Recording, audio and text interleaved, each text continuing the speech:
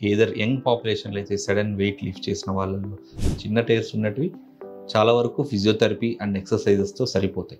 Hi everyone, I'm doctor Somesh Manjunath, consultant orthopaedic surgeon, mainly specialised in sports injuries, arthroscopy of shoulder and knee and robotic joint replacements. I am currently working in Srikara hospitals Miyapur branch. ఈరోజు మనం rotator cuff injuries అంటే షోల్డర్లో మనకి ఏదైతే main కండ ఉంటుందో hand lift చేయడానికి దాని గురించి మాట్లాడుకుందాం.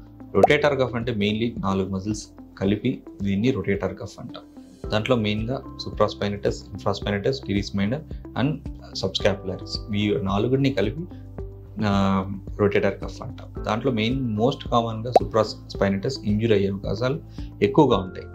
ఏదర్ యంగ్ పాపులేషన్లో అయితే సడన్ వెయిట్ లిఫ్ట్ చేసిన వాళ్ళలో, లేకపోతే ఏదన్నా యాక్సిడెంట్స్ వల్ల కింద పడి బోన్ ఇంజూర్ అవ్వకుండా చాలామందికి షోల్డర్ పెయిన్ అనే వాళ్ళలో, రెండోది ఓల్డ్ ఏజ్ అయ్యేసరికి డీజనరేటివ్ టైర్స్ ఎక్కువ చూస్తుంటాం.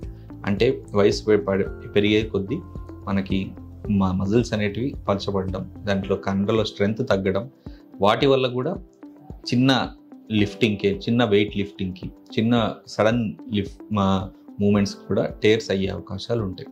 చాలామంది ఏంటంటే చిన్న పెయినే కదా అని చెప్పి నెగ్లెక్ట్ చేస్తారు. దానివల్ల ఇవన్నీ ఫ్రోజన్ షోల్డర్ కిందకి కన్వర్ట్ అవుతాయి. అంటే ఎక్కువ చెయ్యి కదిలించకపోవడం, చెయ్యి అంతా స్టిఫ్ అయిపోవడం. ఫ్రోజన్ షోల్డర్ అంటే ఏదో ఒక చిన్న ట్రిగ్గర్ ఇష్యూ నుంచి అది షోల్డర్ అంతా స్టిఫ్ అయిపోవడం చూస్తుంటాం. అలాంటి వాళ్ళకి డెఫినెట్లీ ఫస్ట్ మన దగ్గరకు వచ్చిన వెంటనే ఎంఆర్ఐ చేయించి మనకి ఎంత % ఆఫ్ ద టైర్ ఉంది, చిన్న టైర్స్ ఉన్నటివి చాలా వరకు ఫిజియోథెరపీ అండ్ ఎక్సర్సైజెస్తో సరిపోతాయి.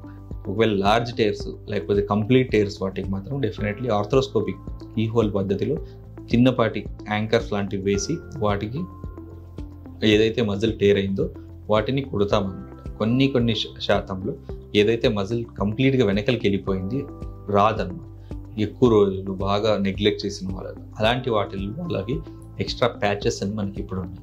ఆ ప్యాచెస్ వేసి ఏదైతే రొటేటర్ కఫ్ ఏరియాలో మనం ఆ ప్యాచెస్ పెట్టి మనం దాన్ని సప్లిమెంట్ చేస్తాం. ఇంకో నెక్స్ట్ లెవెల్ ఆఫ్ కండిషన్స్లో మొత్తం జాయింట్ కూడా అరిగే అవకాశాలు ఉంటాయి. అలాంటి కండిషన్స్లో డెఫినెట్లీ ఇంకా రీప్లేస్మెంట్ ఒకటే ఆప్షన్ అనమాట.